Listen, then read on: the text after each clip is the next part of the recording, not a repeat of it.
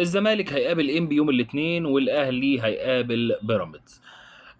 في لعيبه مهدده من نادي الزمالك انها ما تلعبش القمه لو خدت انذار قدام انبي، وفي لعيبه برضو من الاهلي لو خدت انذار مش هتلعب لقاء القمه. وتعالوا برضو نشوف غيابات بقى بيراميدز امام الاهلي، تعالوا نشوف الغيابات قد ايه، لان في لعيبه كتير بس الزمالك هم اتنين بس. اول حاجه هنبتدي بغيابات بيراميدز عن النادي الاهلي. مين اللعيبه اللي مش هتلعب قدام النادي الاهلي؟ احمد سامي الانذار الثالث خده قدام الزمالك، مروان حمدي برضو خد الانذار الثالث قدام الزمالك، احمد عاطف قطه طبعا الراجل بيعمل عمليه بسبب فيستون مايلي، فاعتقد انه ممكن ما يكونش موجود بنسبه كبيره الا لو حط قناع، واعتقد انه لا هيستبعد. اسامه جلال اصابه، محمد حمدي اصابه، مصطفى فتحي طبعا عامل عمليه. دي اصابات بيراميدز امام النادي الاهلي او غيابات بيراميدز امام النادي الاهلي. تعالوا نشوف بقى بقيه الغيابات. اما بقى اللعيبه اللي قدامك دي هي اللي لو خدت انذار في الماتش الجاي اللي هيلعبوا الزمالك قدام انبي والاهلي هيلاعب بيراميدز، اللي لو خدوا انذار مش هيلعبوا لقاء القمه. اولهم ناصر منسي، ناصر منسي لو خد انذار مش هيلعب لقاء القمه. ما خوان بزيرة برضو لو خد انذار مش هيلعب لقاء القمه، دول طبعا هيلعب قدام انبي. اما بقى محمد هاني لو خد انذار مش هيلعب قدام الزمالك قدام بيراميدز، يعني هم هيلعبوا بيراميدز اللي هياخد فيهم انذار مش هيلعب قدام الزمالك. محمد هاني بن رمضان، رمضان بيكهام وكوكا، هل هم مؤثرين بالفعل قدام الزمالك لو غابوا؟ الله اعلم. ودي غيابات الزمالك وغيابات الاهلي وغيابات بيراميدز اللي هيغيبوا كتير قوي، هيبقى في حسابات كتيره. المشكله هيكون في تشكيك كتير بقى، اي حكم هيدي اي انذار وخلاص هتبقى ليله سودة.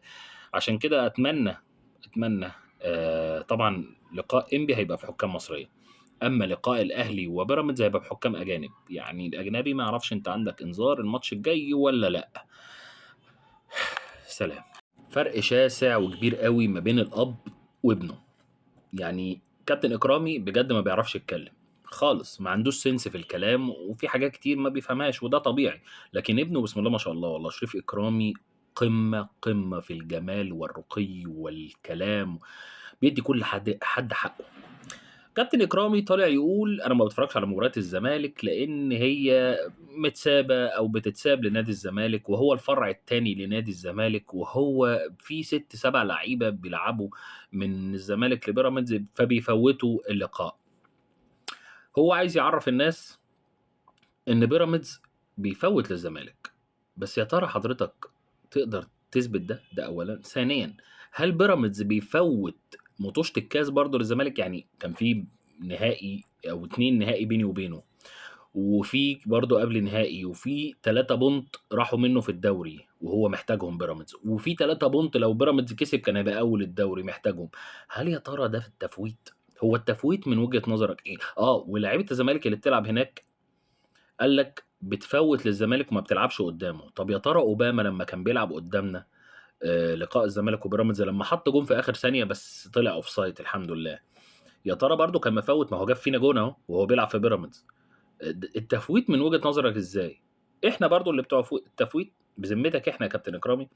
والله انا كنت ممكن اقسى عليك في الكلام، بس يعني عشان خاطر ابنك شريف اكرامي المحترم المحترم المحترم بزياده مليون مره، ولازم اديله حقه لانه هو محترم بالفعل في كل حاجه. بس انت مش عادل، وكلامك ده هتتحاسب عليه، هتتحاسب عليه يوم القيامه. سيبك من الدنيا، الدنيا ملهاش لازمه. طالما انت قلت ان في حد مفوت او حد عامل، يبقى هتتحاسب على الكلمه دي، لانك انت ما عندكش دليل واحد يرقى لهذا الكلام. لو هنقعد بقى نقول تفويت، ده احنا على كده بقى نقول كل فرقه مدرب اهلاوي ماسك الفرقه يبقى بيفوت للاهلي. لا، هي مش ماشيه كده حضرتك خالص خالص، ما بتمشيش كده. ده كل مدرب اهلاوي او زملكاوي نفسه يغلب فرقته اصلا، يعني نفسه يغلب فرقته اللي هو بيلعب فيها. ليه؟ عايز يمسك الفرقه، يمكن يمسك الاهلي. يعني كابتن علي ماهر الناس بتقول لك تفويته، لا هو مش سيراميكا، مش حكايه تفويته، لا لا لا خالص. هو علي ماهر نفسه يمسك الاهلي اصلا، فهيفوت له ليه؟ هيفوت له عشان يقول لك احنا كسبناكوا؟ لا وسبت لك الماتش فمسكني بقى الاداره؟ لا خالص. ده هو نفسه منى عيني ويمسك. مدربين زملكاويه ياما خسروا الزمالك 3 بونت وكان الزمالك في احتياج ليهم. هل يا ترى ده تفويت؟ فاحنا نفسنا بقى تطلع ترد علينا وتقول لنا ما هو معنى التفويت؟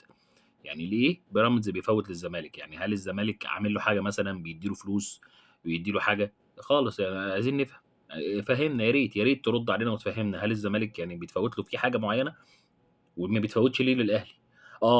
النظرية بقى يقول لك إيه، أصل بيراميدز اتعمل كيدًا في الأهلي، عشان مش عارف إيه الأهلي. هو أنا أصلًا كزملكاوي نِفْسي يكون في 6 أندية زي بيراميدز في الدوري بقوتهم، وأنت بتلاعبهم كده ما تبقاش عارف أنت هتكسب والّا هتخسر.